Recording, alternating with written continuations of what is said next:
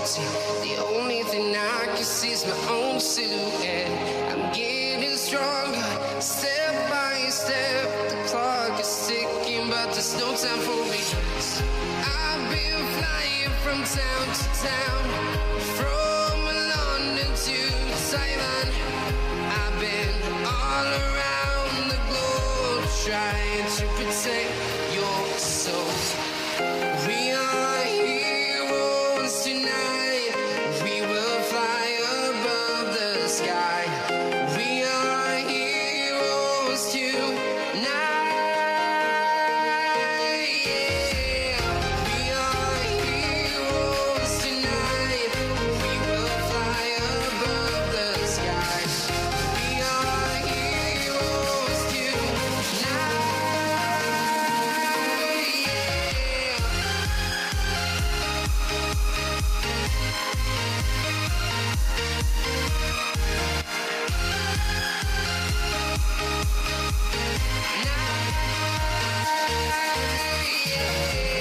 Feel like a dynamite, ready to explode right up in the sky.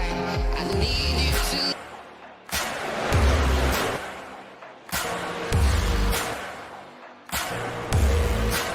Front, now we're going to see a little four-wide action. Crazy out of the triangle. Oh, he gets in the lead on the record. 3x3 entering four. 3-2. At the flag stand, side by side, it's going to be Jason Maines winning it at Talladega.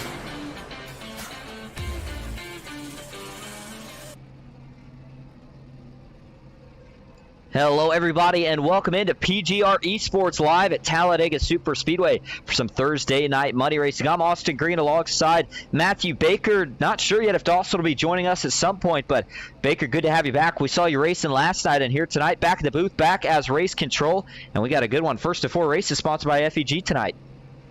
Yeah, it's going to be a lot of fun. Last night was fireworks to say the least coming down to the last lap. Upsetting, I didn't get to seal the deal. A little bit of netco between me and Kenny put us both outside of the money, and then the tent wreck up front. But other than that, the racing was absolutely insane, and we get to see it again here in the Xfinity cars at Talladega.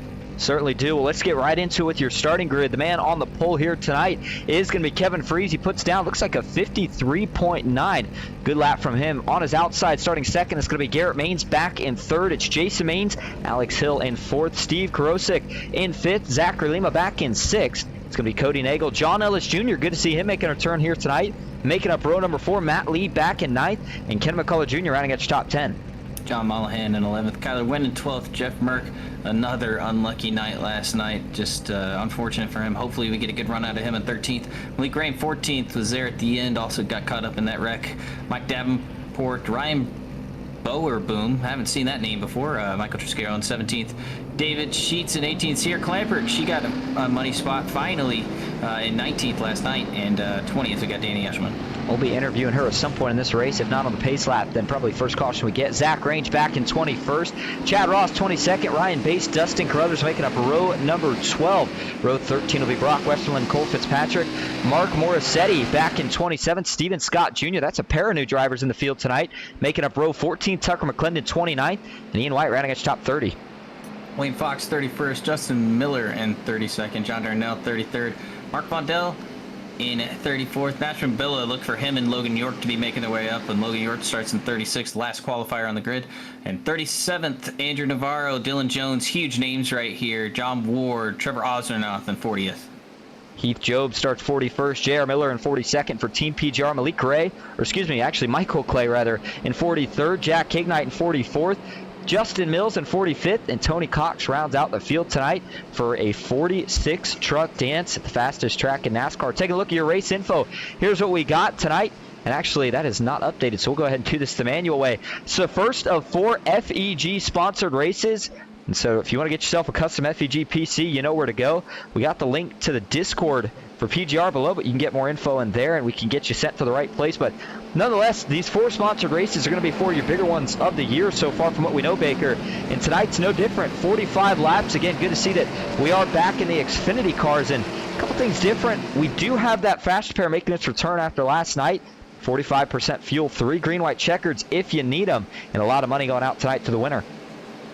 Yeah, it's going to be a lot of fun as pace car comes out of turn 4.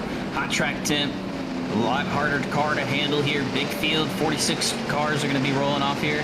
Hopefully we finish with more than half, as Tony Stewart says. Hopefully we can finish more than half the cars out of this field.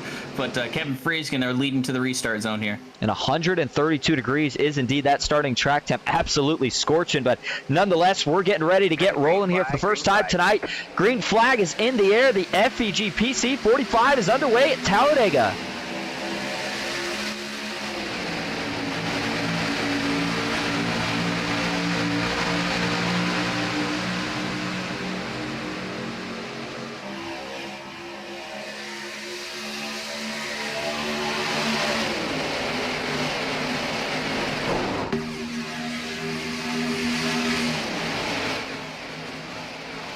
Caution is out early. We had one go around and into the wall out back. Now we got almost had another one wreck right there. Looks like they're gonna all hold it together, but I think that was Justin Miller. Oh, 2 of them, and man, that's heavy damage. Tucker McClendon and Justin Miller, both of those cars destroyed. They're gonna both have to pay a tow bill. So as Tucker's gonna tow it just after Justin does. What goes wrong here? I mean, again, these guys aren't even up to speed yet. And this was towards the middle back portion of the pack. And looking at TV follow, there's the 16 of Justin Miller. Looks like he's putting a pretty big side draft, and yeah, it's going to be a little bit of right rear net code, but I'm not going to blame that one as much on right rear net code because I got to be honest, we'll see what Baker has to say about this. It's the first lap. You can't be running that close. You know there's a risk of that, especially in these Xfinity cars. And unfortunately, just Justin Miller, one of the newer guys, it's a little bit of a rookie mistake. No ill intent, but yeah, it just gets really, really close. And Tucker McClendon, kind of the innocent victim here. I mean, maybe comes up just an inch or 2 off the yellow line, but I mean, he's in his lane, minding his own. So it's just tough break there. And again, destroys 2 really good race cars right off the start. And so they'll have to use that fast pair. And instead of having a chance to go up there and race in the early portions of this event, they're going to have to stay back and play it patient, or they might have their race come to an end early.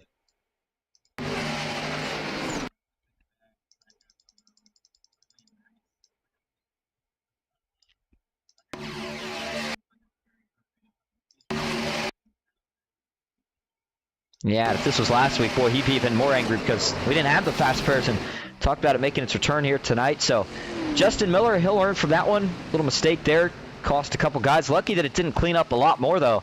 That's for certain. And take one more look at this here from the cockpit view of Tucker McClendon. And actually, we'll do Justin Miller. And, you know, again, at the end of the race, we're going to start seeing this. So by no means is it something that's out of characteristic, but you always run that risk. The closer you get, the bigger chance you have. And you see there was a little bit of a dart down to the left. And the game thinks they're making contact. They're not, but doesn't take much. Get up into the outside wall. And, man, how some of these guys missed it, I'm telling you. I have no idea. This was so, so close. I want to take one more shot at this from TV4. Show you just how close this was here for the rest of the field as they all try to miss this. And so watch as he first gets down low. Tucker maybe, again, starting to come off the yellow just a little bit, but right there the contact ensues. It's a blindside turn. He's turning the wheel back left, but it's just too little too late. And watch this. Mark Vondel sneaks by Logan York. And now as the 16 is going to start sliding back down the racetrack, Dylan Jones.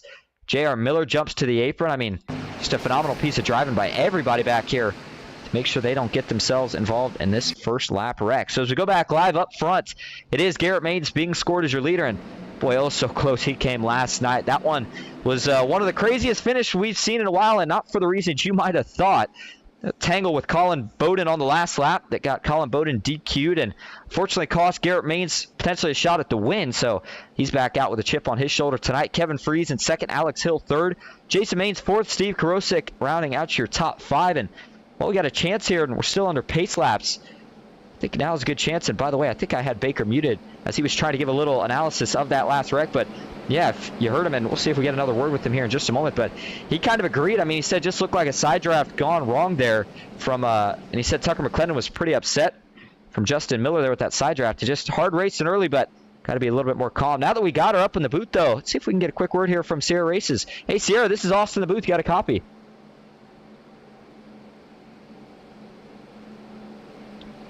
She is currently muted right now. We'll give her a minute to get some things settled out. And now that we do have you unmuted, Baker, I mean, if you want to tell people back at home, I mean, that wreck just one of those things of maybe got to play it a little bit more patient, a little bit early. Yeah, it just looks like they were not being patient, like you said, and when that happened, it wrecked a car that was just innocent on the bottom line there. All right, see if we got a chance. Hey, Sierra, this is Austin and Baker up in the booth. You got a copy? Well, we got her in here, but doesn't look like we're getting any interview right now, at least. She's probably getting some things dialed up in the truck, so we'll leave her be for now. But if we get a chance, we'll try the next caution. By the way, currently sitting in 14th, up 5 positions from where she started. And I'll tell you what, did a phenomenal job last night.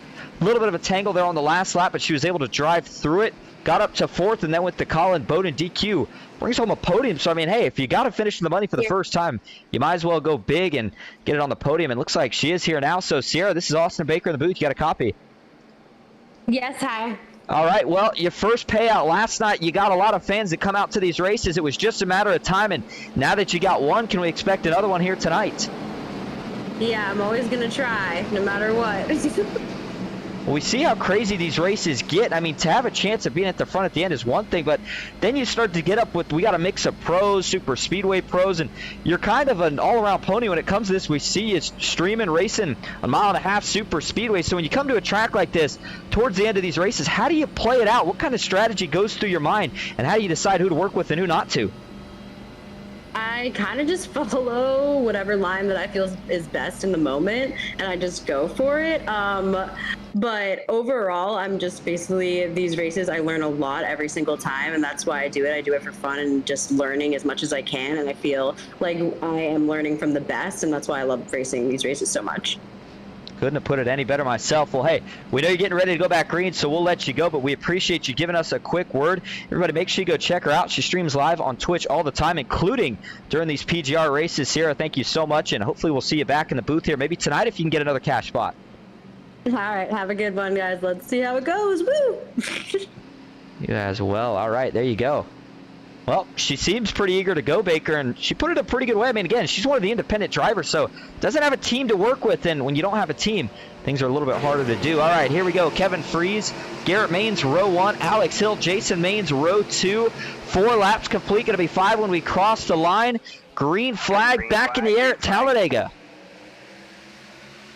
Good push there on the bottom side from Hill. He's one of the best here in the Xfinity car, but the huge push on the outside lane, that's the father-son connection of the Maines boys. You've got Garrett Maines dropping to the bottom line. You see Lima getting to the back bumper. John Ellis, good to see him back over. Jason gonna really lay off here. Garrett has to jump up to help him back out. I think Kevin may jump up here if Hill can get him clear. And everybody going to be extra aggressive tonight because we know the podium's coming up here. Qualifying tomorrow, actually. So everybody wants to get a little momentum going into that big event. But as they go side by side down to the back straightaway, nobody thinking about 3 wide just yet. Ooh, Sierra goes to jump down. Not sure if she was clear or if Corbett just had a reaction there.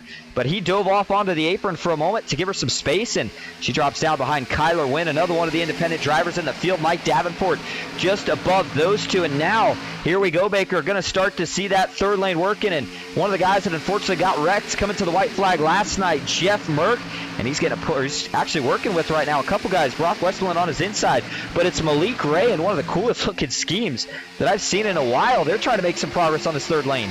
Yeah, they're just trying to see what they can get rolling there early in the outside lane. Merck always wants to go 3 wide. Oh man, a big jump out to the outside lane. 2 more cars trying to get it up there rolling. But this middle line is absolutely rolling right now. They're very tucked in, and they just hung him out to dry. Yeah, that was John Ellis Jr. Actually, a couple spots behind John Ellis Jr. What I was getting ready to say, though, is it's good to see John Ellis Jr. back in the field. You knew he was going to be a threat, but I mean, did you really expect him to be up here already in the top 10 fighting for the top 5 within the first couple laps? I mean, I sure did. 6 laps in and still 2 by 2 for the most part, but that third lane, as you noted, Baker, with a track temp this hot, it's going to have a real strong chance here tonight as long as you can get 3 or more pushers up there. Haven't seen that just yet, but again, only 7 laps in, 45% fuel, so when do we expect that first pit stop?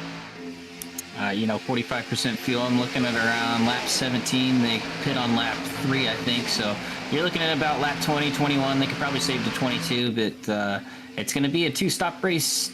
Barely. I mean, just barely a 2-stop race. But it's still, nonetheless, going to be a 2-stop race. And look for the strategy here. With low fuel and a hot track temp, this car is going to be hard to slow down on the pit road. speaking of strategy and barely making a two-stop race, that makes me think that if we have another caution, then it would come down to a one-stop, maybe a little fuel saving. We'll have to see. But right now, still 2x2, so while things are calm, I think this gives us a pretty good chance to maybe go check out some of the drivers that we have for our driver cams tonight. Actually, quite a few. And the first one of the men that we have to start with is Jeff Merck himself. I think he got a little kick out of the broadcast last night. Man, you hate to see the bad luck continue, but he's working right now with one of the best out there as Jason Maines jumped out, got no help. He'll be heading to the back. That'll add yet another car onto this third lane, Baker. They're going to start to get rolling here pretty quick. But the question is, what can Jeff Merck make happen? How far can he get to the front here in these next couple of laps? And at what point are we going to see guys start to try to sort it out? Maybe think about getting back to 2x2 and then eventually single file for that first round of pit stops. Nothing doing just yet.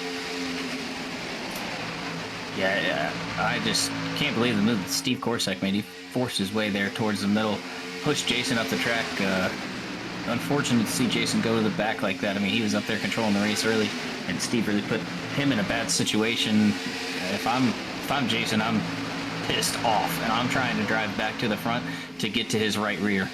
Yeah, a lot of people think that these race car drivers have short-term memory, Baker. We can tell you that's not the case, especially when you get in these money races. There's a lot on the line, and you're right. Jason right now is saying, hey, buddy, you remember me? I didn't appreciate that move too much, so he'll draw back even, looking to see if he could beat him on the outside. He'll now draw even with one of his ex-teammates and son, Garrett Maines. Malik Ray, the pusher on that third lane. They are really trying to set sail now. Can Jason get clear off of turn number 4? He does. Is he going to take it? He does. Jason Maines takes the lead at Talladega. Wow, what a push from Malik Ray there. Shows you why he's one of the best super speedway racers out here.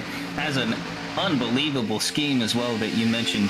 Really cool to see that number 7 car all the way on the outside lane. Getting pushed from Jeff Merck. Jeff Merck trying to get to the front. Series owner right behind him. And then you have, is it Zach Range on the outside lane? My scoring is all messed up. But Cole Fitzpatrick, 5th in line on the 3rd line. And he's looking to go to the front as well. Yeah, Zach Range is actually another one of the drivers carrying an onboard cam for us here tonight. And Baker, we were noting this pre-race, Look at this guy's wheel.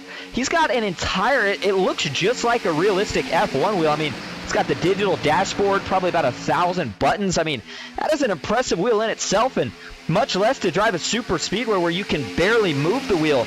We don't see too many guys drive with a non-steering wheel and more like the F1 style wheel, but it's exactly what Zach Range is doing, and he's found success before with it. He's already finding some tonight. He's up 5 positions from where he started, currently finds himself in 16th. We'll see what kind of run he can make tonight, but as we go back up front, we're going to keep it here for a little bit because it is 3x3, starting to become a gridlock as Alex Hill is going to move up to the middle lane. He'll get a push. Oh, gets turned into Cody, trying to save it. Cody's got to get back up, wreck it out back. Kyler Wynn wasn't able to hold on, and the big one strikes. We got pieces flying everywhere. Trevor Osmanoff got clobbered. My gosh. And that's the big one early on. Sarah Clampert's in it. Mike Davenport.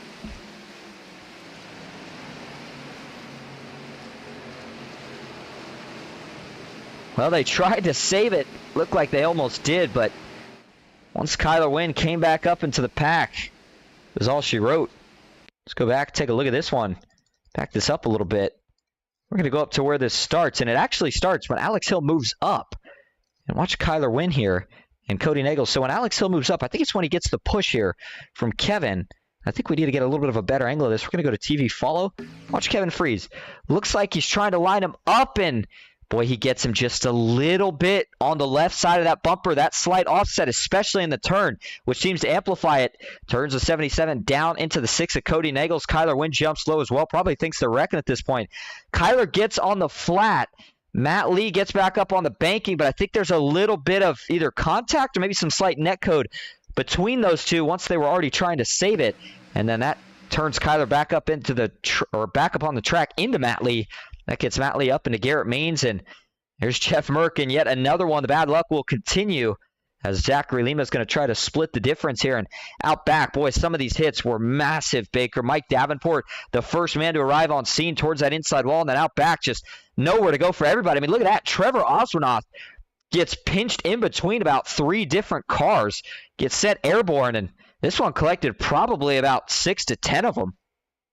Yeah, huge damage for a lot of these cars out here. They're going to be sitting on pit road. Jeff Merck being one of them. Sierra Clamper, Mike Davenport. Bunch of people down pit road here. Take a couple more views of this one here. First one from TV6.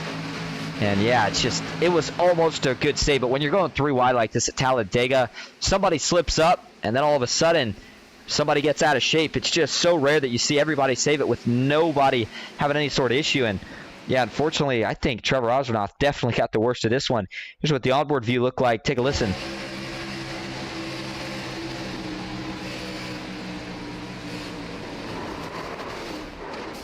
So he initially dove low to try to miss it, but fortunately got caught up once it all washed down. The blimp cam will give you the best perspective we've got of just how many cars are wrecked. As yeah, probably just about 10 of them in total. Trevor Osronoff getting the worst of it. Garrett Maines was in it. A couple of big hitters, notable guys that were at the front early in this race that are now going to have to go fix that damage right off the get-go. So as we go back live, cleanup continues on your first wreck of the night. 13 laps now complete.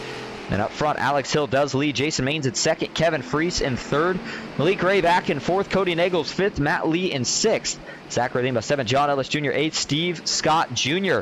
He's making a lot of progress here early. He currently sits in that 9th spot. Again, this is one of the drivers that's making his first appearance on the night. And he actually does have a driver cam, so we'll take a quick look what the driver of the 77 has got going for him here tonight. And yeah, I'm expecting pretty good things out of him, and not only him, Baker, but Mark Morissette, who we have running just behind him right now, rounding out your top 10.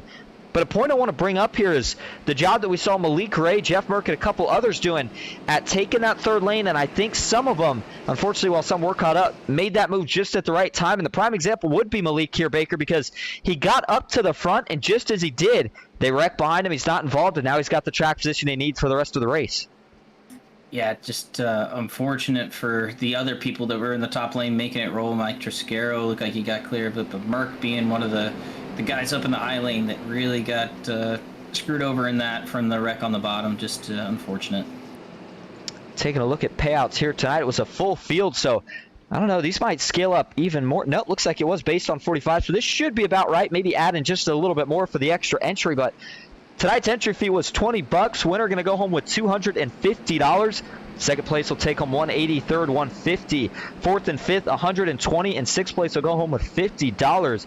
So yet again, Baker, something we used to marvel at. And I feel like maybe we take it a little bit for granted now that we just see it week in and week out. But, I mean, to have these kind of payouts on a weekly basis for a $20 entry and to come in here and have a chance to make potentially over 5 times your money is just still mind-boggling to me. And love what PGR has put together here, and now that we're starting to move into a little bit of a new era of it, going to see some big events posted this year.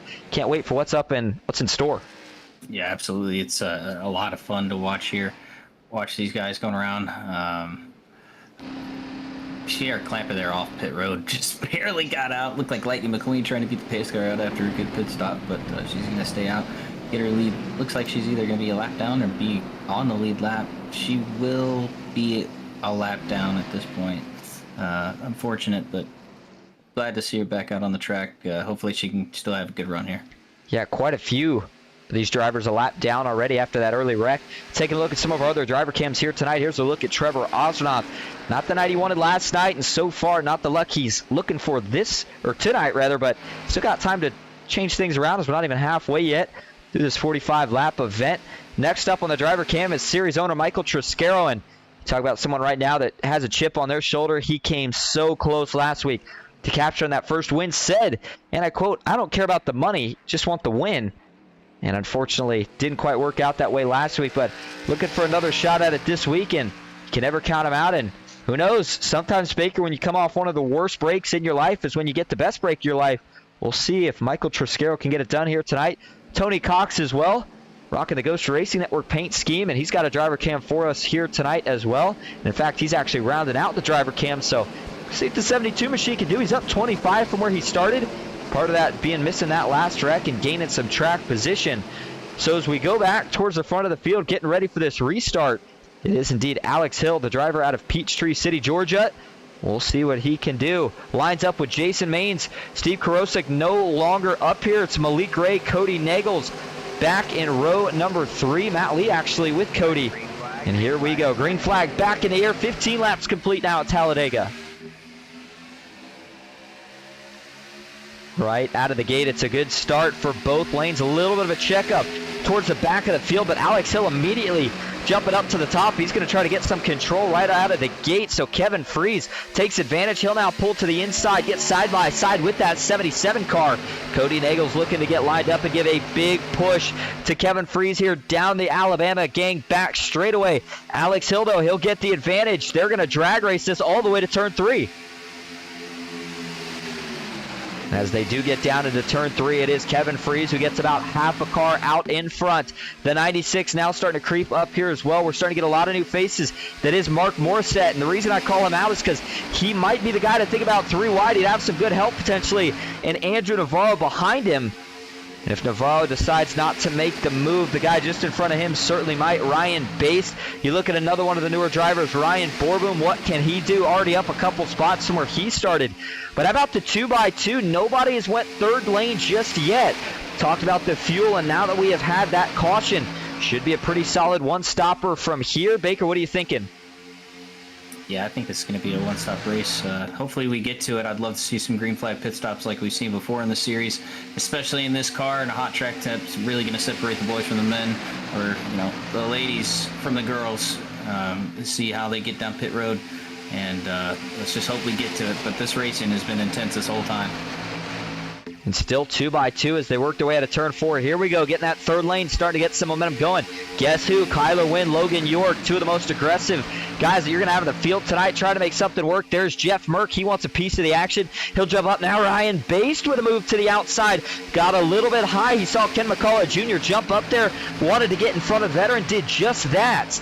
And I think everybody really fighting hard for that track position right now is going to make this racing a whole lot sketchier than it seemed like it was going to be just about a lap ago. John Ellis Jr. looking like the next candidate to jump up to that third lane if he wants it. Nothing doing though yet. He will stay in the middle for now. Are we going to get another taker? We do. Jason Maines moves up off the front bumper of Malik Ray. Ken McCullough Jr. gets a bit of a wiggle right there, trying to hold on to it. The hot track temp is not making things easy. They're all going to hold on to it as they come off turn 4. Yeah, I love that Kellogg's number 5 car giving a push to Jason Maines here. Kyler Wynn on the back bumper. Ken trying to just keep him up there. He's not, doing anything egregious. He's just trying to. Logan York, oh my goodness, fits it in a very tight spot there in the middle.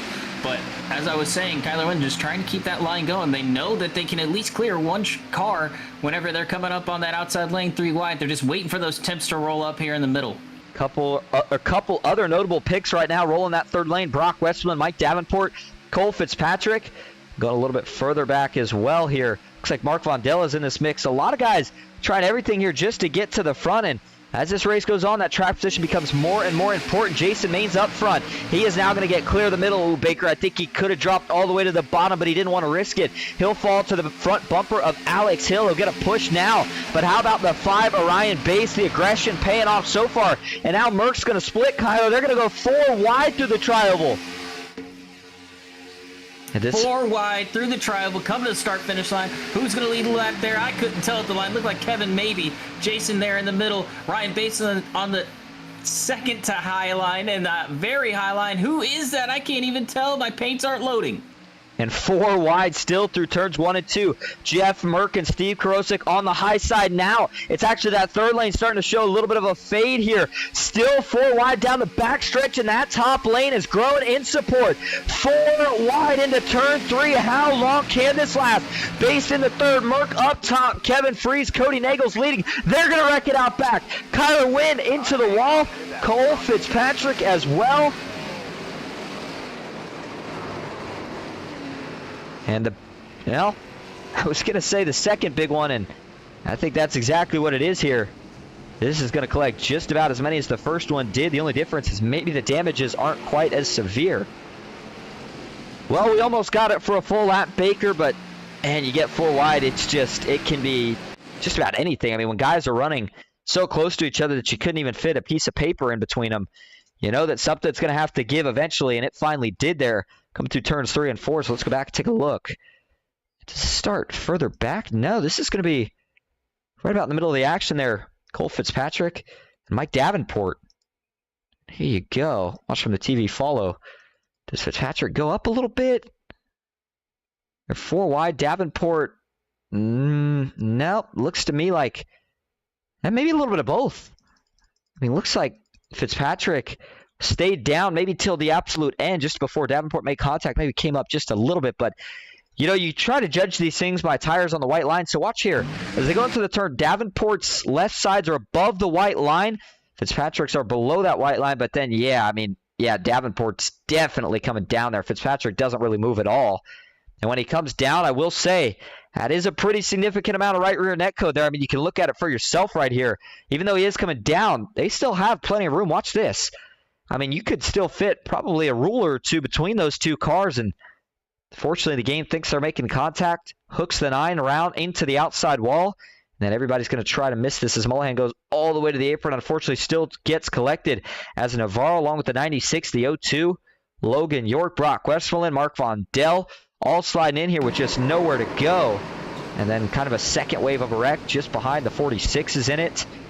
The 99 of John Darnell. The 8 car. 28. I mean, this was another significant wreck. And if we go back here and take a couple more looks. Boy, Mullihan, he dove us. He almost saw it coming and tried to dive down and just skate by it. Unfortunately, though, just nowhere to go.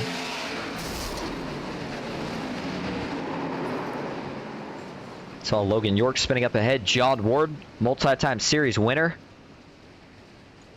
So as they all come to a halt, I think that was JR. Is that Heath Job, actually? Looks like he was also involved.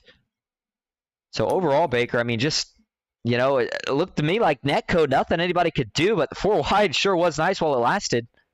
Yeah, it was a lot of fun. We're going to get some good pictures out of that one.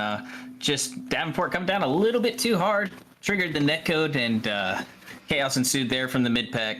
But a lot of wrecking out back afterwards. But the benefactor out of this one is Jeff Merck. He's going to get his lap back here, get back out on track, and contend. And you know he's going to. He took it top of 4 wide. That was impressive.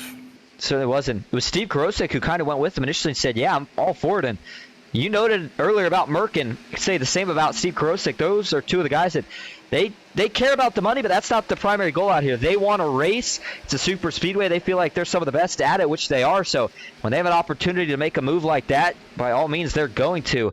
I want to take one more view before we go back live on the onboard here for Nash Bravilla through this wreck. Watch this. Sitting behind, starts checking up. He sees him wrecking. It's going to check up even harder. And then the second wreck is going to slide in just behind him. He's able to dodge 2 of the cars. And him and Trevor Osnoff look like they're able to miss a wreck that would have made them use a fast pair. And in Trevor's case, he didn't have one left, so good news for him on that. And as we go back up front, 25 laps to go, getting ready to be 24 to go, as it looks like Merck and Osnoff are waiting to get the wave around. It is Cody Nagels being scored as your leader. Jason Main second, Zachary Lima in third. Matt Lee fourth with Kevin Freeze in fifth. Ryan Bass sixth, Alex Hill seventh. Ken McCullough Jr. in eighth, Malik Gray in ninth, and Steven Scott Jr. rounding out your top 10. And so with what's going to be 23 to go, it looks like we go back green here, Baker. Keeping an eye on it. They're still going to have to pit, but it's starting to get a little bit closer. I mean, you figure these cars can probably, on 50% fuel, maybe stretch out 20.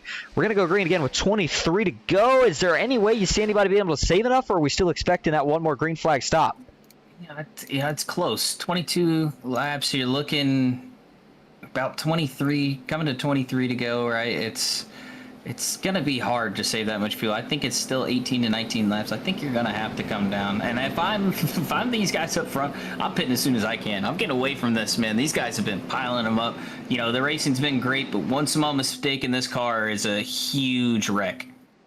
Certainly is. And another thing to note, Baker, which we've already talked about a couple times throughout the broadcast, was that hot track temp. And the reason I want to talk about that for just a moment is that fourth lane was rolling, and I think it may have in part been that hot track temp.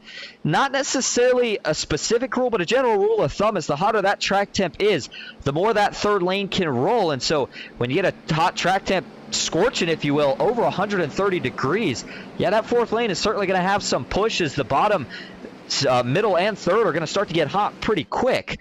So what we've seen tonight is that fourth lane does work. We'll see how quickly the field is to venture back into it, or they decide to stay calm, tick off some laps. And also with that fuel strategy, Baker, if you decide that you don't want to make it on fuel, you're not going to try to stretch it, then I almost like the idea here of pitting as soon as this window opens here, and probably just about 3 or 4 laps, and then kind of forcing the hand of everybody else to either have to run hard or potentially get caught by the guys that already pit. Yeah, I really think pitting early, like you said, is the best way to counteract what's going on up front. You may lose track position. Some people may try and save it to the end if you have an early caution, but you can try and get away from these guys at least. All right, here we go. 23 laps to go at Talladega. Green flag is back in the air. The field in the hands of Cody Nagels and Jason Maines, and it is going to be Nagels and Lima. We're off to a great start. Those are two of the Dale Cup teammates. And Zachary Lima, if he can get Cody clear, watch for that 6 machine to jump to the top. Jason Maines with a push from Matt Lee, but Kevin Freese has not got there just yet, waiting for the cavalry, and they won't get there in time. That allows Cody to jump up to the top, and Malik Ray, maybe not the best start. I'm not sure if there was a checkup in front of him or what happened, but you see some separation. That will create a gap, and we'll see here. Does Malik Ray decide to take this run, or does he stay behind Kevin Freese when they go into turn 3?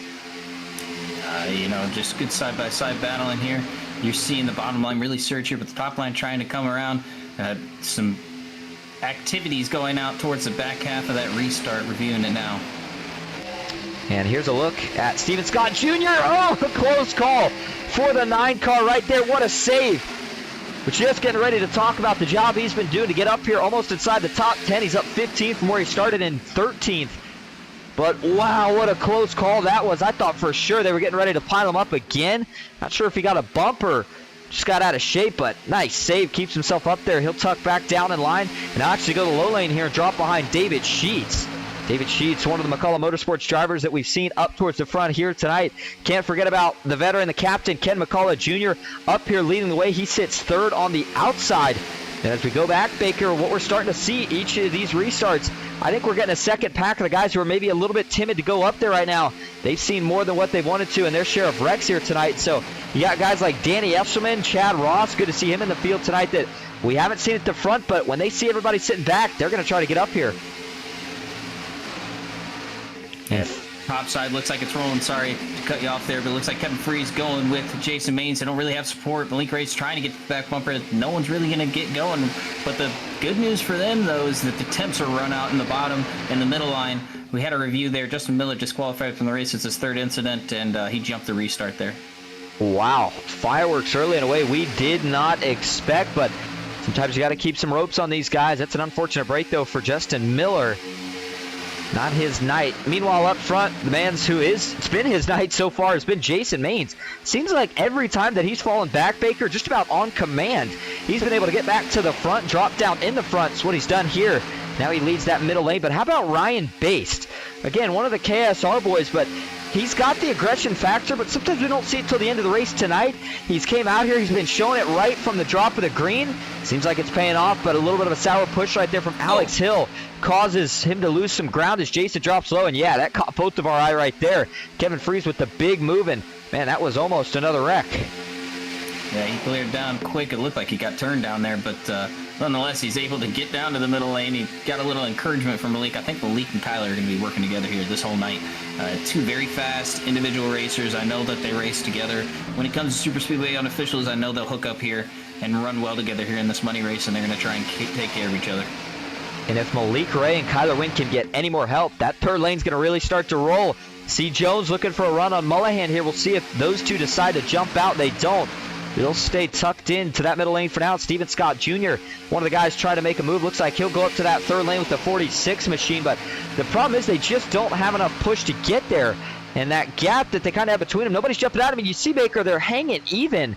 But that third car is so important. The lead pusher's job is to stay locked on or relatively locked on for most of the laps here at Talladega. That third car in line, their job is to keep that lead pusher up to the car in front. So when you don't have those 3 cars tandemed up, sometimes you can run into these issues. But boy, Zachary Lima got out of shape a couple times right there off of 2 and down the first half of the Alabama gang back straightaway. But he was able to straighten it out. And boy, these guys are really darting around. You think this is a result of that hot track temp?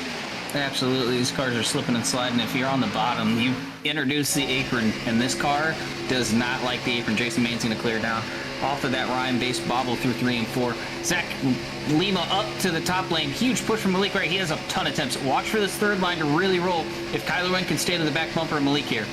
Malik Ray now doing the lead pushing. Oh, Lima gets turned. He's going to go around into the field. The big one, part 3. Strikes at Talladega. And we have got a smoke cloud the size of a brush fire over here. I mean, I can't even see yet everybody that's involved in this one. Man, he just got lined up, Baker. You know, we were in the trucks last night. There was a lot more aggressive push, and you could afford to do it, but you get in the Xfinity cars, they're a little bit more sensitive. You mix in the hot track temp. We've noticed already, we saw it with Kevin Freese, Alex Hill earlier this time. Fortunately, not so lucky. We see it with Malik Ray and Zachary Lima, that just that slight bit of an offset push to the left. That's all it takes to get these guys turned around. Yeah, it just looks like he adjusted and got off the left side by about a foot, and it hooked him. We're going to go back and take a look at this one here. It's a tough break for Zachary Lima. You got to hope he's got a faster pair left, but not so sure. And we'll go back here to Malik Ray. Actually, looks like he escaped this one relatively unscathed. Zachary Lima didn't think he did, but he's still being scored up in 8th, left to see. So here you go. We're going to go to the TV follow cam first. Again, in the trucks, you maybe were able to get away with a little bit of this last night. Not the case here tonight. So as they get into turn 1, as they roll towards the middle, there's Malik Ray rolling up with a good run. And the last second he makes that adjustment. He's trying to get square. And, I mean, he is so close. He's just barely offset left. It's like a carbon copy of what we saw with Lima and Hill earlier. It's just all it takes, though, to get these guys turned around. And once it turns Lima down into the pack, I mean, they're in the front row, and you still got probably about another 12 to 15 rows of cars coming along. So they're all going to start piling in. And when they do, I mean, this collects all sorts of cars. You see Kevin Freese, John Ellis Jr. You hate to see him in that one as he makes his return here tonight. Just nowhere to go. And ultimately, like I said, you know, I said it was a big one, part 3, for a reason. Each one of these wrecks, Baker, and themselves have collected what seemed like a quarter of the field. And here's another view from TV3 of that wreck. A couple of hard hits. Matt Lee tried to sneak by on the high side.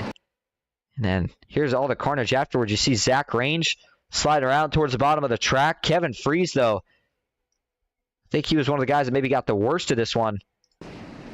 As that's the view we had where you really couldn't even tell who all was involved until it finally all cleared out. Take a couple other angles of this. Here's one from the Blint cam. We'll see if this shows anything.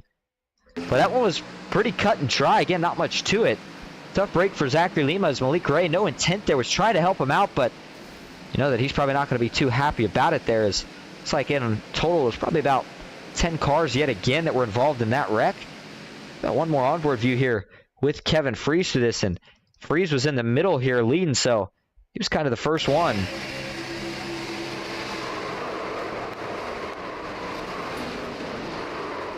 Yeah, just unfortunate for Malik. Not really unfortunate for Malik. He's still up there in the lead, but unfortunate for Lima, running a really good race.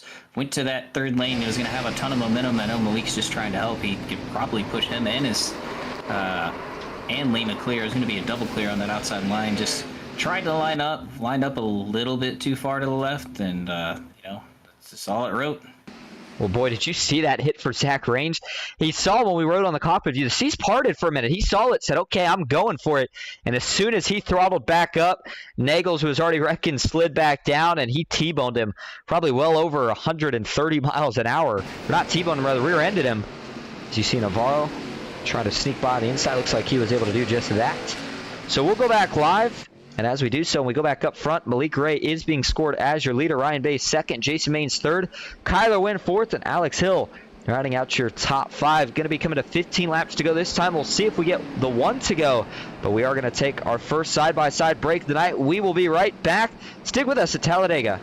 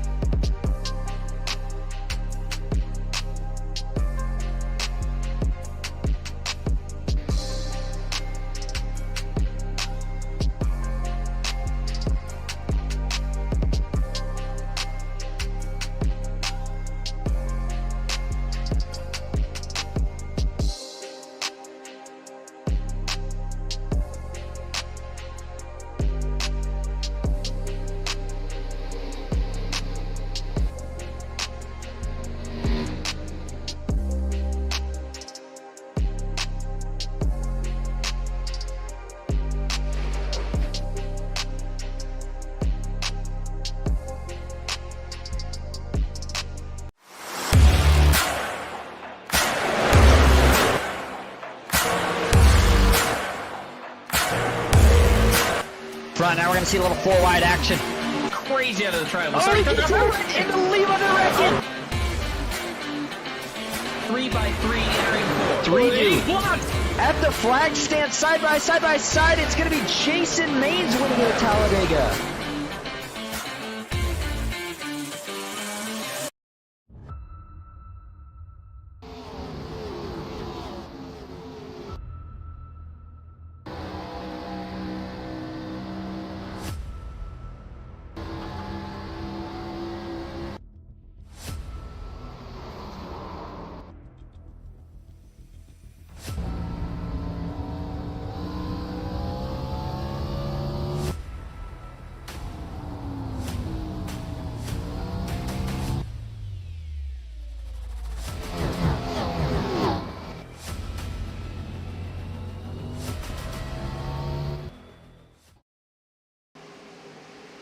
Back live at Talladega Superspeedway for the FEG-PC 45.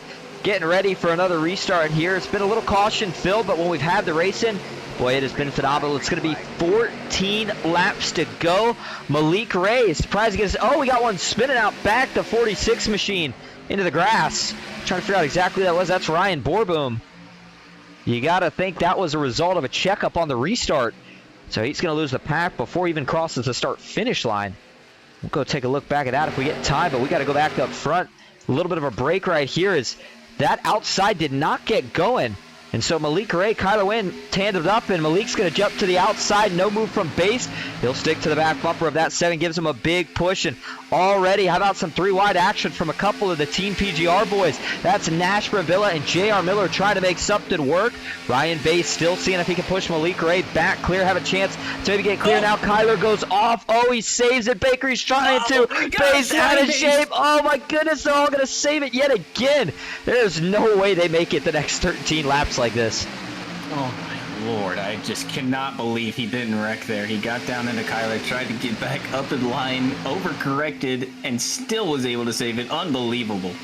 Absolutely unbelievable, to say the least. As is this racing right now. I mean, you got Kyler Wynn trying to control the lanes. Malik Ray, you know he's going to go 3 wide if that lane gets up here. Now Steven Scott with a move. Ken McCullough Jr. thought he got out of shape, but it's going to work out as he jumps up to the 3rd lane. He'll get a push from Jason Maines as they go down the back straightaway, but it is still that bottom and middle line that has the surge. Oh, man, and the second pack back there is trying to wreck themselves, too. I mean, there is crazy racing all over this track. It looks like it's racing in Michigan with 2 different packs, but we're at Talladega. Yeah, and still that 3rd lane has not been able to draw even just yet. It's taken about half a lap to a lap, nothing doing. And right now, if you're Kyler Wynn, I mean, I don't want to say you got to block for all you're worth yet, but you certainly got to do what you can because, again, you're a solo driver. He's got this skill level, but it's so hard to get that track position at the end of these races. And, you know, it's a top 6 payout, Baker, and people say, okay, well, you know, I just got to finish top 6. Problem is, when you're 3 wide, that's only 2 rows. If we go 4 wide, it's even less than that. So you got to try to be leading one of these lanes, and at worst, be the lead pusher. That's exactly what we see right now from Alex Hill, Kyler Wynn, Malik Ray, Ryan Bass, Ken McCullough Jr., and Jason Maines. They're going to be coming to 13 laps to go next time. Fuel no longer a concern.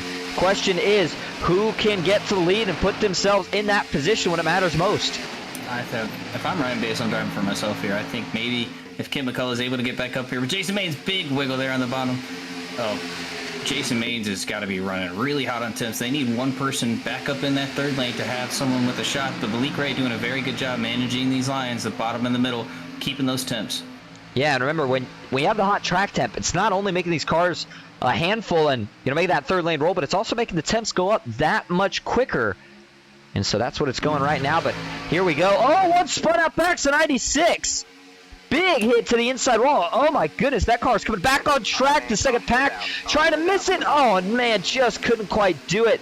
I think that was Jeff Merck that clobbered him. It was the 60 with nowhere to go. Well, when you hit the wall hard enough at Talladega that you bounce all the way back onto the track, you know it was a hard hit. There's Jeff Merck. Looks like the fender that came off and maybe flew back onto the car, but wow, what a hit that was. I'm so sorry. I'm laughing. Jeff Merck In the chat, I've never heard a funnier thing. Someone said, "Did everyone miss it?" And someone said no. And they said, "Who was it?" And he goes, "I'll give you 3 guesses." Well, we gave Jeff Merkel. I can't, Baker. You got me laughing over here now too, but let's go back and take a look at this one. It's been that kind of luck for Merck. I mean, last night coming to the white, there was one car that got sent into the travel grass. It was Jeff Merck. Everybody else saved it. And unfortunately, it's going to be the same deal. We got to see if we can get an interview from him here in just a moment. But here we go. Coming off of turn 2, the 96 of Mark Morissette. Watch this here. Back this up a little more. We're going to go to the chopper view. So they come off of turn number 2. He's in the middle. Or no, he's on the bottom. And he's got a car in the middle. And looks like he just washes up a little bit. To me, Baker, maybe a little bit of contact between those two. 28 starts to come down. The 96 starts to come up. And then when he gets set, oh my goodness, he clobbers the outside wall. He locks the brakes up, but it was just such a big hit that sends him out. And then you had about 10 trucks, or 10 cars rather, dodge him. You had one that didn't, and at home, maybe we'll put a poll out as well. We'll give you 3 guesses as to who that was. Man, that's another tough break for Jeff Merck and the 96. There's the onboard view for Jeff Merck through this wreck. Can't see it, can't see where he is, can't see where he is, and when he finally does see where he is, it's just too late, and yeah, it's pretty heavy damage. I don't know if it'll completely cripple the car, but he's got a fast pair. He'll have to use it. Unfortunately, I don't know if he does.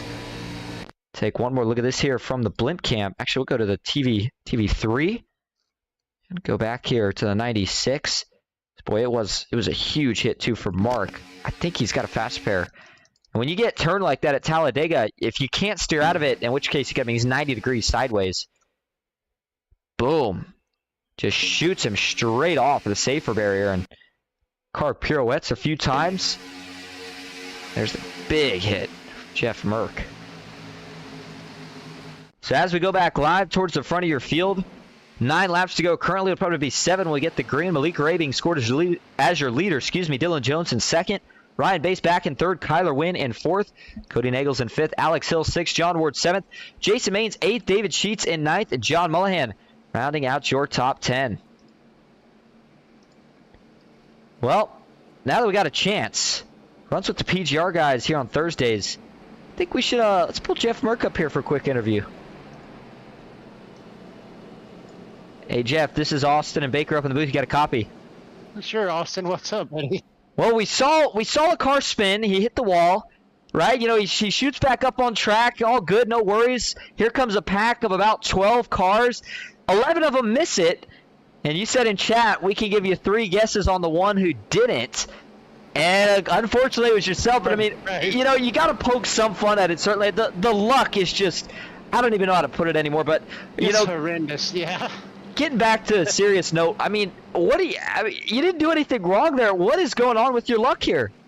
I don't know, brother. I mean, it is what it is at this point. I mean, luckily most of the time I have 2 good teammates that carry me, and we have a running joke over at MBG that I'm the sacrificial lamb in every race. So just unfortunate luck. It'll break eventually, and we'll go with what we got. But while I am up in the booth, I want to give my wife a shout out inside. I'm sure she's watching the race and getting a good lap out of it like everybody else. Well, we just watched there, and it looked like you guys almost cleaned each other out there again on the apron, but everybody keeps it clean, keeps going. So, hey, you used the fast pair. You got a chance. We still got a few laps left. Good luck the rest of the way, and you never know. Maybe we'll see you at the front. Hey, you never know. 2 laps down, 2 wrecks. Whoever that guy was on the down apron there wasn't driving past his fucking hood pins. We apologize for the language, but we appreciate the interview from you, Merck, and we'll see if we'll talk to you here later. All right, see ya. Well, you know, Baker, he made light of it, so I'll tell you what, you know, it's been a funny race up to this point, at least for Jeff Merck, and it's just, I've never seen a guy with such bad luck, but, you know, as we try to focus back up front here. How about Dylan Jones coming out of nowhere up 37 from where he started, and he's going to look to see if he has a chance at winning one here tonight. I think Jeff Merck hit him so hard he neck-coated through the front end. His front end fell off, but he got it back. I don't think he used a fast repair. He's got damage on his right side, so that is some very, very fortunate luck. I mean, and he is on the lead lap. And that would explain why he's maybe a little bit happier. But yeah. So, you know, maybe tonight's where he breaks the streak with the comeback story of the night. You never know, but oh my goodness. 7 laps to go, Baker. I don't know. What are you thinking? Are we going green the rest of the way? I put my mortgage on it that we're not going green the rest of the way. You're going to see 3-4 wide here. I mean, almost immediately. I mean, surely, come on. No, these guys will stay single file, right? Save that move for the last lap? No, I'm not thinking so. Here we go. Pace car is going to make that hard left turn back onto the pits. The 32 of Dylan Jones on the inside. Malik Ray on the outside. Ryan Bates, Kyler Wynn, row 2. And Dale Cup with Cody Nagels and Alex Hill in row number 3. Not quite a shootout, just a little bit more, but here we go. Green flag back in the air. 7 laps to go at Talladega. Huge push on the outside by Malik Ray. Malik Ray getting a good push from Kyler Wynn and Sean Hill. I mean, 3 very, very good super speed racers, but Sean Hill's going to get left out. Ryan Bates, look for him to come up to the top. He's not going to. He's going to roll with that bottom. That's going to give the, oh man, he doors Dylan there. Sean does, looking for Cody to jump up. He's going to get in front of Jason Maines. Watch for this middle line to start to roll now. A lot of disorganization right now for those first 2, Kyler and Malik. They're tandemed up, but they're not going to pull away. The draft too strong. So now, as Jones and Bates close the gap, watch for the move here for Dylan Jones.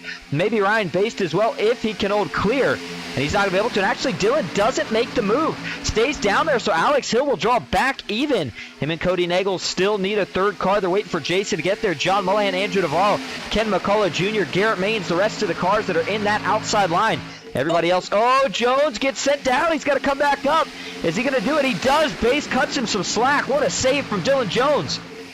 Big split in the middle. What a move from Sean Hill. Splits Malik Ray and Kyler Wynn. Now he leads the middle. What a move from Dale Cup. He's going to lead now. He's got the push from his teammate, Cody Nagels. I mean, what a move through the tri-oval. Unbelievable. Just when you think you have seen everything you can expect from these guys, they pull a new trick out of the hat.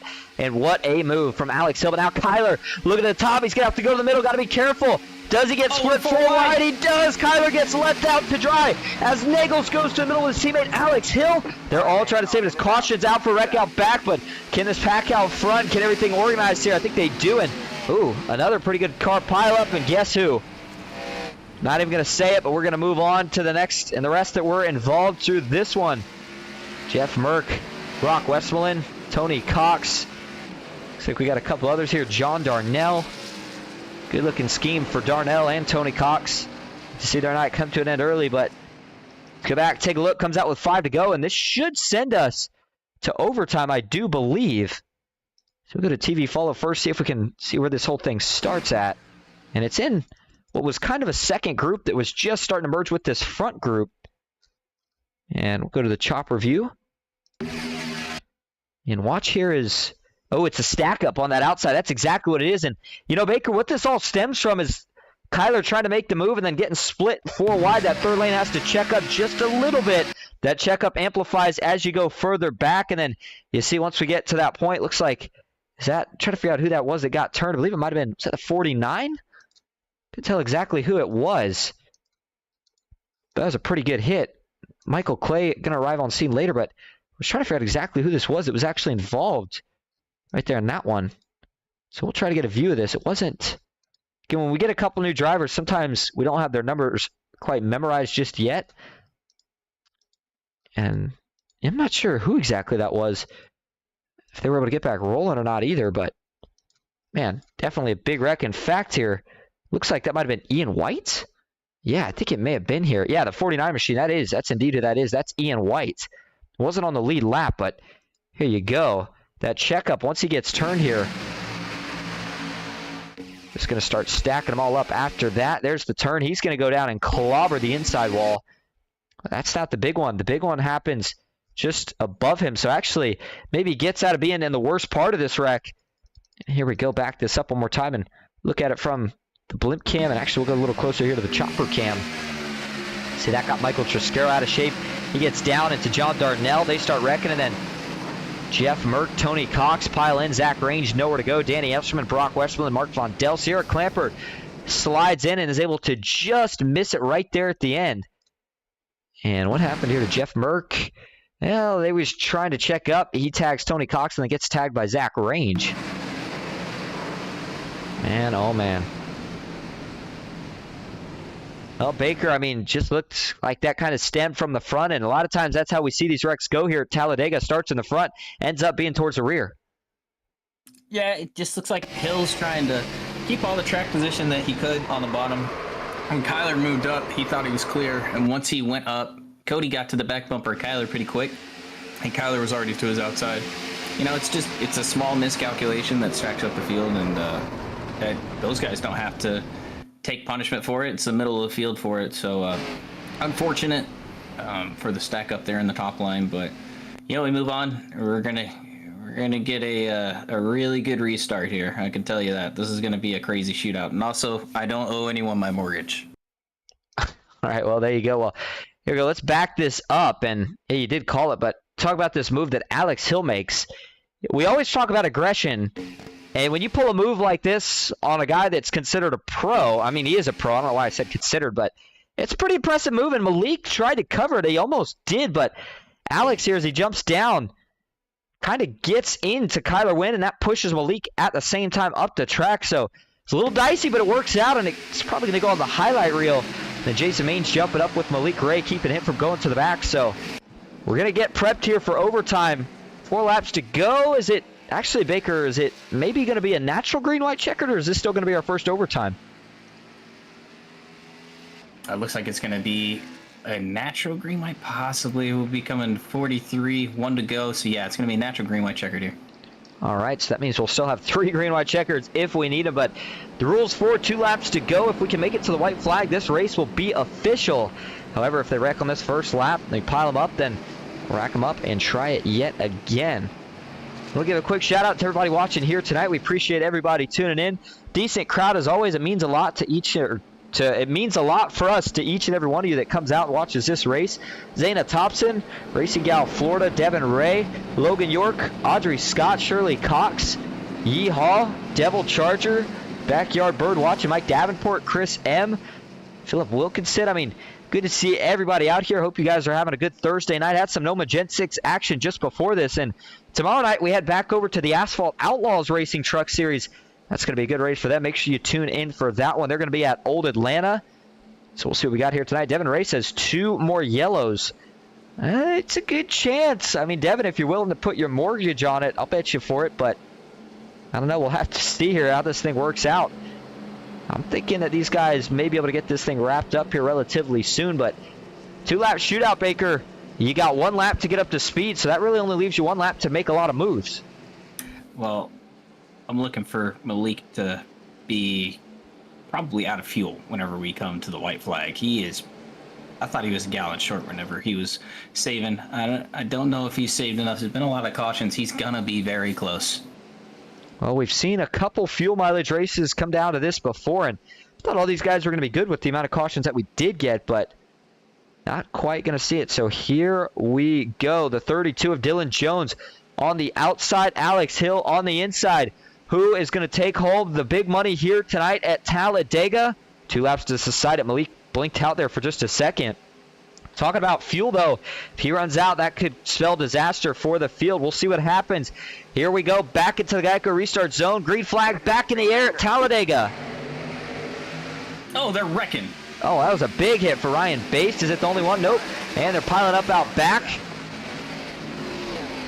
I don't even know if the spotter finished in green yet when they wrecked. Tucker McClendon, this is going to end his night.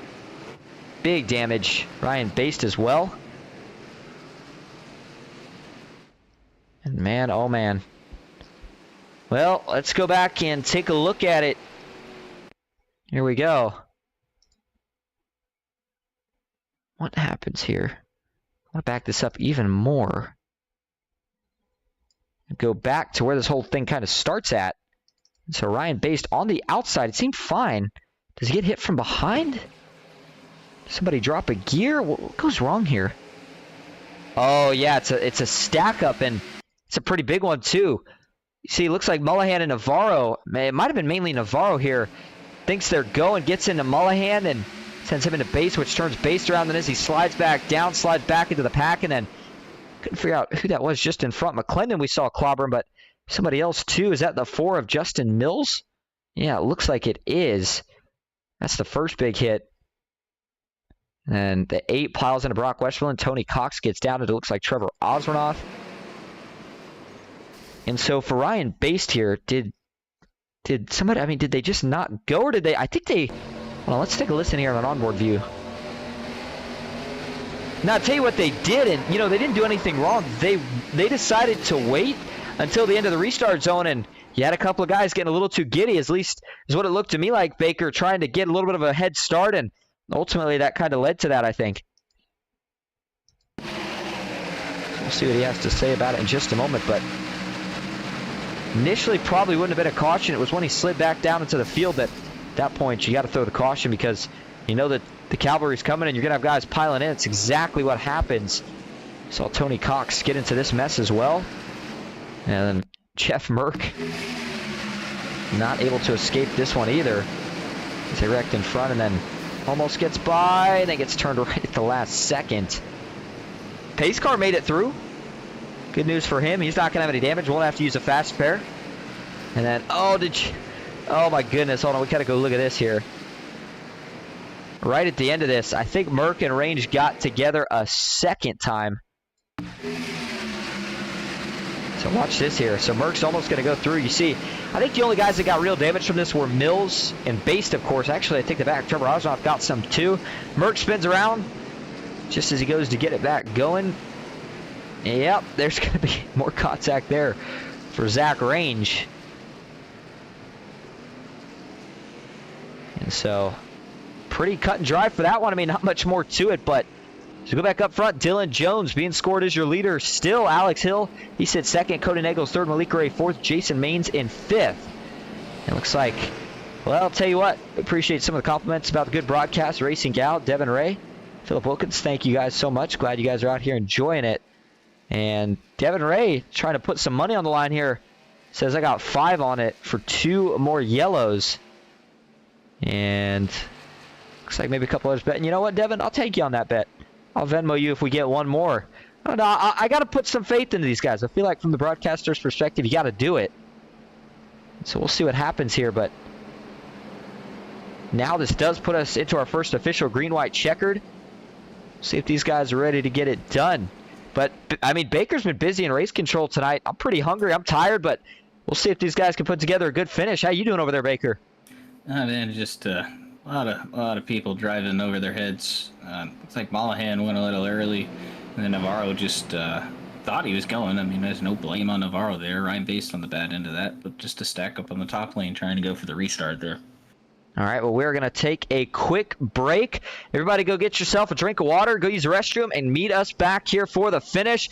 It is Dylan Jones leading at Talladega. Can he hold on? We'll find out when we come back.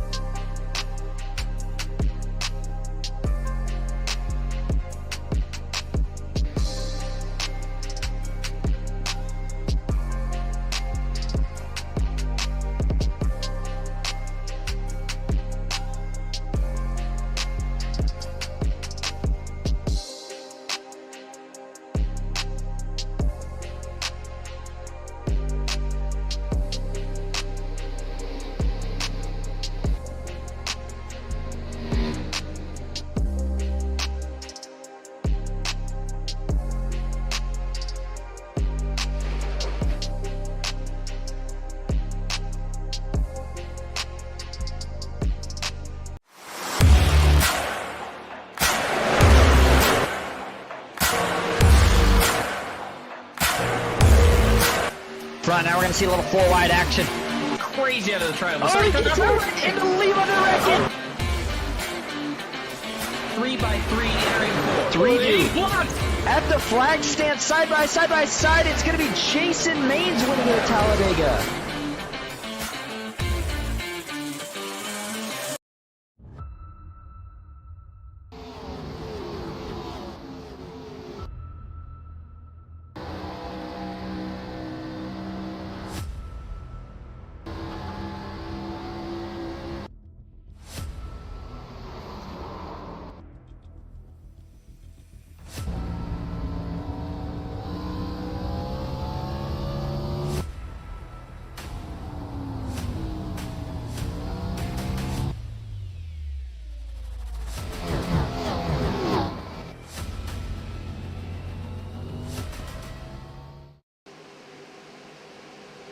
Back live at Talladega Superspeedway. Get ready for overtime number 1. A shot at $250. Potentially another win for Alex Hill. Here we go. Green flag back in the air. Overtime at Talladega. Who's going to win it? I really think Dylan Jones has a good opportunity if Malik Ray doesn't run out of fuel. He's very close on gas, but I'm looking for this bottom line to really surge here. It's 2-lap shootout. These temps aren't going to run out enough. Oh, man, I mean, they're Dylan Jones is dooring Sean Hill, ping-ponging him.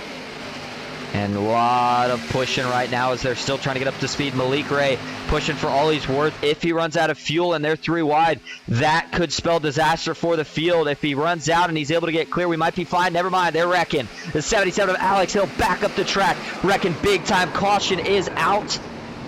And we are going to head into a second overtime as they're still wrecking. The 9 of Steven Scott Jr. is going to slide down the track. And just like that, I now have $5 less to my name. Devin Ray called it on the money, and we did not even make it to turn number 3 before they wrecked. Let's go back, take a look at it. Send us into our second overtime.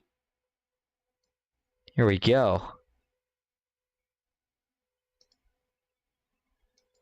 So they start some 3 wide on the outside. I don't know if that's how this starts. Nope, this starts directly in the front row. I apologize here. I'm starting to get a little bit zoned out from all the last lap wrecking that we're having here. And Malik, he just gets a little bit offset left. I mean, we saw it a couple times tonight in the turns, but this time it was on the straightaway. So, you got to kind of believe that you could get away with that a little bit. Unfortunately, though, just doesn't work out here. And it's going to hook the 32 of Dylan Jones down into the 77. And once he slides back up, it's going to start collecting all of them here.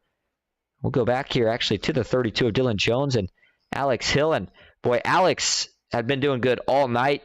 Dylan, towards the last quarter of this race, had been dominant. I mean, 2 of the big hitters there that you hate to see it go down that way for him towards the end. John Ellis Jr. gets involved. Sierra Clampert's able to sneak through. There's Andrew Navarro on the grass, the 46. The 9 of Steven Scott Jr. Take a couple different angles of this one. And Baker, I mean, that's just, again, just aggressive pushing. I mean, I know nobody intends for it to happen, but it's the way it happened right there. And unfortunately, yeah, Alex Hill and Dylan Jones, you got to think they're probably not too happy right now. Yeah, just unfortunate trying to help them again and just get some turned around. Unfortunate. Sorry, losing the luster in my voice here, trying to get these guys around to finish this race. Here's another view of it from TV6. Man, Steve Karosik took a big shot into the outside wall. You got to wonder if that's going to end his night. And then it looks like John Mullahan, Jason Maines hitting the inside wall there pretty hard. In fact, back this up, take one more view from the blimp cam and then an onboard view. Let's see, did anybody sneak through this? David Sheets split the gap. Oh my goodness. What a move from David Sheets to miss this. It puts him up to 6 now. Watch this. The onboard here from David Sheets. They're going to wreck literally right in front of him. Oh my gosh, he barely sneaks through the middle. What a move right there by David Sheets. Sometimes you got to have a little luck, especially at the end of these races. And by getting that there, all of a sudden now he might have a shot to get some money here tonight. Again, it is top 6 payout. So that would put Sheets in the money for now. But as we go back live, it is Cody Nagels, who is now being scored as your leader. Kyler Wynn second. Nash Brabilla in third. Garrett Maines back and forth. David Sheets fifth. Ken McCullough Jr. in sixth. Malik Ray seventh. J.R. Miller eighth. Heath Job in ninth. Kevin Freeze rounding out your top 10. And one thing that we actually meant to do more of tonight that I apologize for is get some interviews from some of these guys. We had a lot of new drivers, but right now one of the guys towards the front has been working to get up there all night. Nash Brambilla. Hey Nash, this is Austin and Baker up in the booth. Got a copy? Yes, I gotcha. Well, it's been crazy. It's been long, and we're dragging it even further out here with some of these green-white checkers, but you're still able to find yourself up here with a chance at it. You're in the top 3. What's going to be the game plan here for these next 2 laps? I don't know, man. I missed qualifying. My car turned off for about 20 seconds, and I'm in third, so it's a pretty good day. I'm just going to try to push Cody and keep it safe on the bottom and hope to get some cash. Well, speaking of pushing, we've seen pushing go wrong here a couple different times tonight, including what just happened there to bring out that last caution. Does that kind of change the mindset as a driver? Do you maybe try to back it off a little bit, or do you still go 100% push and what happens, happens? I mean, if you're in the top 6 to 8, I don't think you can do any backing off with 2 to go. I mean, you just got to trust yourself and trust you won't turn anyone and avoid the wrecks around you. Well, you've been doing that for most of the night, so no surprise to see you in the top 3. Good luck the rest of the way, Nash. We'll see if we're talking to you at the end of this thing. Yep, sure thing. Enjoy the call. Certainly will. And, one thing I will say to these guys, credit Baker, is, no matter what we have for, the rest of the race, cautions, not a lot of cautions, we seem to always get a really good finish no matter how it ends. We got a crazy one last night, and so tonight might be a good one. Looks like Malik Ray did have to pit, finally ran the tank out of fuel, and we still got one more green white checkered. So do you think anybody else is in jeopardy of fuel if we have to do that other one? And looks like he is still getting some race control things sorted out. Devin Ray said, is this the third green white checkered? It is not. This is green white checkered number 2. Green white checkered number 3 is on deck though, and I'm sure a lot of these guys are calling its name, so we'll see what happens. But oh my goodness, I thought we got someone. Is this someone crab walking out back? That's Steven Scott Jr. I mean, this is something in itself. The amount of damage he has just to have this thing out on track. I'm trying to find him right now. Before we go back green here, I want to take a look at this car. I didn't even know how he's got no meatball. He's crab. I mean, look at the wheel. This thing's almost 90 degrees to the right. He is crab walking down the back straightaway into turn 3. I mean, if he wins this race, I'm at a loss for words. I mean, I know the new damage model has changed some things, but how are you even supposed to drive it when the rear end is that far out to the right compared to the front? We'll see what happens here, Baker. This is going to be a crazy one. Yeah, it's going to be crazy. It looks like, is that Jack Hignite? Where? The crab walking? Yeah. Yeah, that's actually Steven Scott Jr., it looks like, but I'm just amazed, like I said, that he doesn't have a meatball. I mean, for the suspension to be that bad. Nonetheless, here we go. Up front, the pace car is going to make that left turn again. Kyler Wynn on the inside, Cody Nagels on the outside. Brambilla, Maine's row 2. Maine's had one stolen from his fingertips last night. Can he get redemption? Cody Nagels looking to add another one. Kyler Wynn, can he get it done as an independent driver? Here we go. Green flag back in the air. 2 laps to go at Talladega. Good push on the outside. Cody's going to drop down in front of Kyler here. Kyler's not going to be happy pushing Cody here. Teammates with Sean. Sean mixed up with him pretty early. They're 4 wide for last place right now. Oh, man, they're going to wreck out back. Oh, they saved it, though. Cody Nagels jumps up to that high line. Got Garrett Maines on his back bumper. All the switching lanes is really going to either help him or hurt him. I don't know. I know Kenny and John Moore are going to want to go third as soon as they possibly can. And you got Dale Cup back there and Kevin Freese itching to try and get to the front as well. Just as you say that, further back, we got a couple trying to go 3 wide. There's just no momentum there, though, so they're going to start to fade now. Zachary Lima, take a look. Looked like one out back wrecking. And caution is out, so we're heading to overtime number 3. And the question of does it ever end will continue. Sierra Clampert's going to sneak through. She's good to go. Looks like the 8 of Michael Clay was involved. And Justin Mills with heavy, heavy damage. So let's go back and take a look at it here.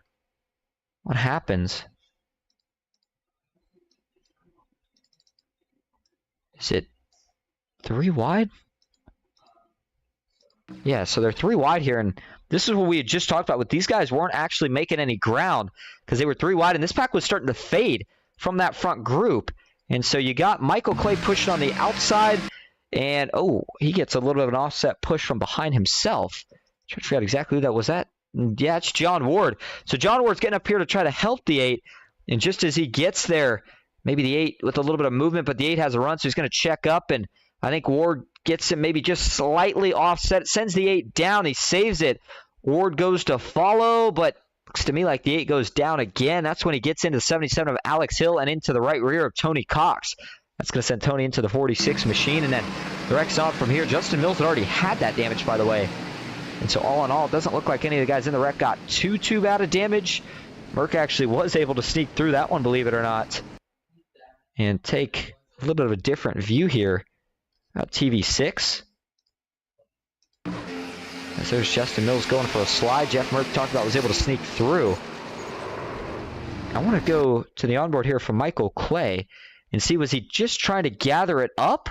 Or did he indeed get some help? I think the gearbox maybe does it the most justice. So watch John Ward here. So this first offset, that's a push. That's exactly what that is. Gets him a little off, and then right there, I don't think that John Ward actually hits him the second time. I think that Michael Clay maybe just trying to save it still. Get some contact there as he was trying to do so. Slides back up. Nice piece of driving there from, looks like Ian there, White, to miss it as well. So as we go back live, this is the final overtime. That's right, this race is going to end whether they wreck or keep it green once we restart this time. And so as we now approach 12:10 on a Friday here, Eastern, things are finally getting ready to get wrapped up. Cody Nagels being scored as your leader. Garrett Maines in second. Kyler Wynn third. Ken McCullough Jr. fourth. Nash Pravilla fifth. David Sheet sixth. Heath Job in seventh. And it looks like Jack Hignite. A good run for Jack here. I'll highlight him for just a moment. Sitting in the top 10 with a chance to score some money here. The 07 machine has been catching my eye a couple times tonight, but almost reminds you of Kevin Harvick. Kind of where did he come from? He's been lurking in the shadows, but here he is with a chance to cash out if he can pick up a couple more positions. Zachary Lima ninth. Kevin Freeze currently rounding out your top 10. And, you know, I wish we had Jack in a Discord channel. I'd like to interview him here real quick, but it doesn't look like that's going to be the case, at least not as of right now. So as everybody gets set up and gets ready for this final overtime, we're going to take what will be our final break tonight, and we will be right back for the finish. Stick with us, Talladega.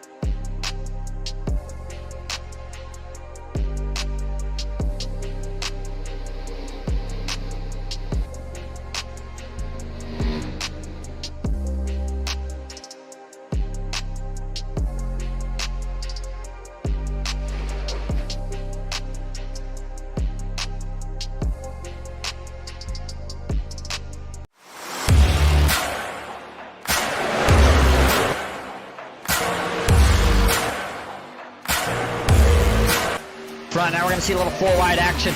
Crazy out of the triangle. Oh, he gets over in the lead under Reckon. 3x3 entering four. 3 deep. At the flag stand, side by side, it's going to be Jason Maines winning at Talladega.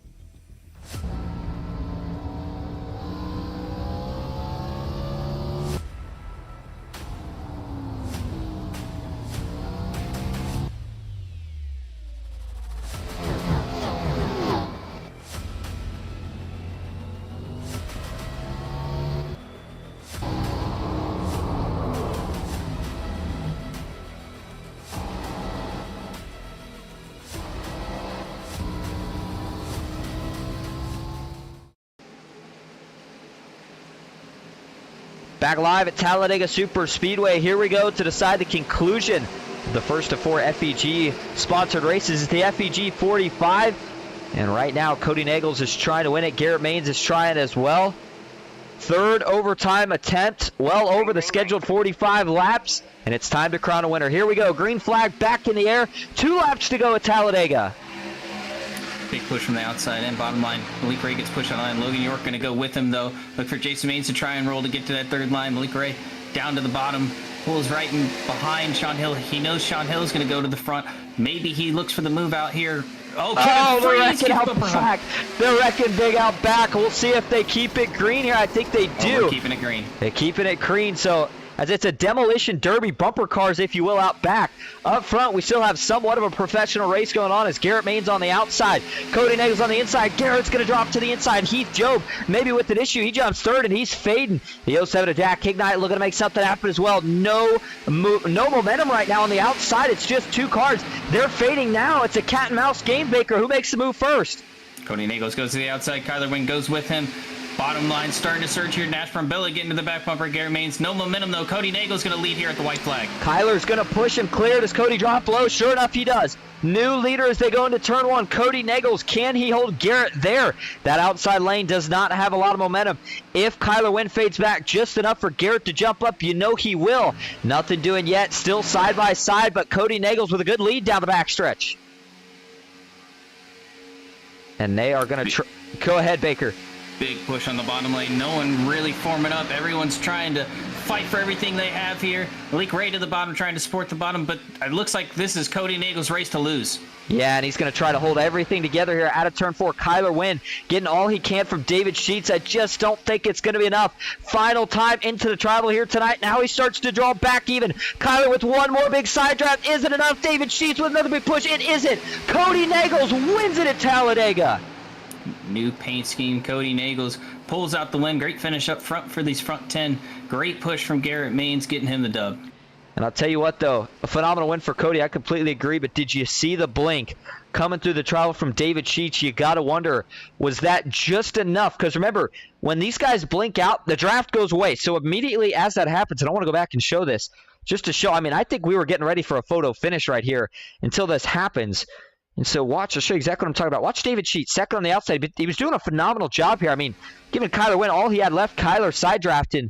And they're starting to get that run, starting to get the momentum. There you go, boom. Sheets blinks out. And when he does so, Kyler no longer has a push right here. And in fact, when David comes back in, you see the fire out of the pipes. He's not sure where he is, so he's got to actually check up a little bit. Fades off of the back bumper.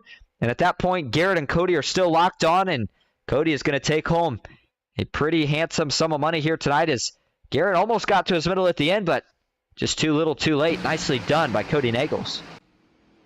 Yeah, great job by him. Great push from Garrett, and great push from David Sheets. Gave him a chance. Gave Kyler a chance to get there, but just came up a little bit too short. And we are going to take a look here at your finishing results. If we ever get them, actually. I'm not even showing them yet. Sure, if we still have somebody who's not crossed the start-finish line, what the deal is. Here we go. Finally, it popped up. Cody Nagels is your winner tonight. Kyler Wynn brings home second. Garrett Maines at third, David Sheets fourth, Nash Brambilla fifth, and Chad Ross. Good to see him bring home that last money spot tonight. J.R. Miller finishes seventh, Andrew Navarro back in eighth, Ken McCullough Jr. in ninth with Malik Ray rounding out your top 10. Jack Hignite 11th, Brock Westmoreland in 12th, John Darnell in 13th. Sarah Clampert finishes back in 14th. It's Justin Mills in 15th, Jason Maines 16th, Logan York 17th, Dylan Jones in 18th. Moving on to rounding out your top 20 tonight is going to be Trevor Osnoth and Heath Job. 21st, you've got Cole Fitzpatrick, Zach Range in 22nd, Steven Scott Jr. 23rd, Ryan Broboom in the 24th, 25th, Kevin Free, Zachary Lima in 26th, Sean Hill 2 laps down in 27th, 2 laps down, Jeff Merck in 28th, John Ward 29th, 30th, Ian White, Michael Clay in 31st, Tony Cox 32nd, 33rd, you got John Mollahan, Steve Korsek in 34th, John Ellis Jr. 35th, Danny Eshelman 36th, 37th, Ryan Bass, Michael Truscaro in 38th, 39th, William Fox and Tucker McClendon rounding out at 40. Finishing out the field here tonight, Mark Vondell 41st, Mark Morissette in 42nd, Matt Lee 43rd, Mike Davenport 44th, Dustin Carruthers in 45th, and Justin Miller in 46th. All right, we are going to go get your top 3 in here for interviews. Stick with us. We'll be right back at Talladega.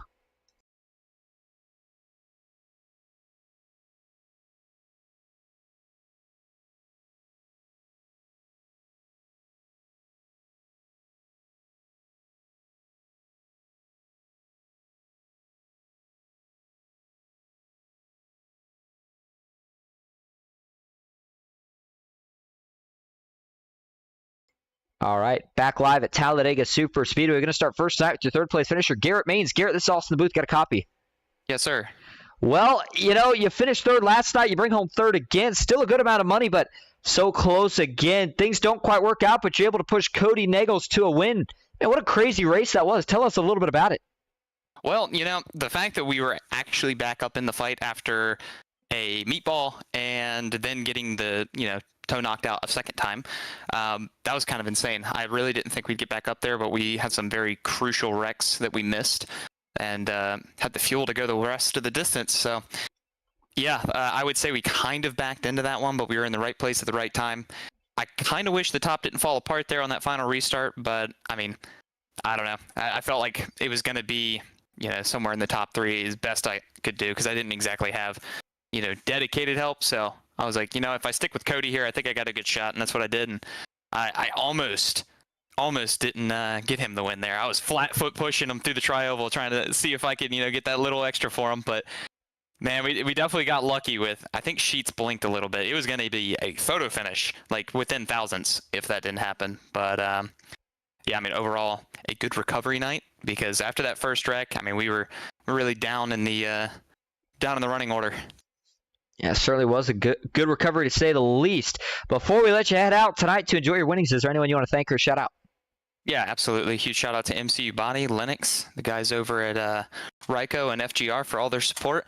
And also shout out to Cody there for making some good decisions that helped me too at the end of the race. So props to him on getting the win there. And definitely a thank you for him holding on to it there at the end too. Well, congrats on back-to-back third-place finishes. Thank you again for talking to us, and we will see you out here hopefully next week. Appreciate it, guys. Thanks. All right, and now that'll bring us tonight to your second-place finisher, Kyler Wynn. Matthew Baker stands by with him. Hey, Kyler, it's Matt Nelson in the booth. You got a copy? Yes, sir. Well, you avoided the chaos most of the night. The beginning half of the race really wasn't what you wanted, but it seemed like the cooler heads prevailed with you. There's a lot of moves being made off your nose that you were put in a bad situation. You're able to save the car and get back up front. Talk me through how you were just able to keep that cool head on your shoulders and get to the front. Yeah, a lot of luck involved, obviously, with these races. Pushed myself right and got lucky a few times. I got wrecked once, but fortunately I saved my fastest pair and kept all my track position. Was working with Malik throughout the night. Great help. Fortunately, he got EOL towards the end for an incident that, personally, I don't think it was out of his control because he bumper hooked somebody and it kind of, yeah, I don't think bumper hooks like that should happen in this car. It's really sensitive like that. Yeah, we talk about the damage model and how it's pointed and it causes bumper hooks. Maybe we need to do some updating to the rule books. We did with the warning and then the EOL being on the second time, but maybe we just need to take it away in general with the Xfinity cars. But, nonetheless, you were patient with your pushes. One of the best pushers out here, able to push everyone clear on the top lane, just didn't have the help you needed. But, well, you did have the help you needed. Just unfortunate with Sheets blinking out there. Nonetheless, you get a second place, close to another victory for you. Who you'd like to thank and shout out? Yeah, great night. Thanks Factory Steps on the car and the team. Also Malik for helping me out through the night. He's one of the best super speedway racers out here, so that's nice to have. Well, good run from you. Hopefully we'll talk to you next week. Yep, thank you. All right, and now that's going to bring us to your winner here on the night, Cody Nagels. Cody, this is Austin in the booth. You got a copy? Hell yeah, I do. Well, new scheme, same result. You bring home a win here tonight. A lot of money, but boy, that last restart there got a little while. You found yourself in position. What were you thinking coming through the travel there on the white flag? Thinking if I could get down to the bottom, being the last lap, having Garrett pushing me, I'd say I have pretty good odds to win the race. And, I mean, even with that, it looked like Kyler was going to get the run back. And then I think whoever was pushing him, I think maybe it was David Sheets. Whoever it was, I think somebody blinked, which kind of stalled the line out.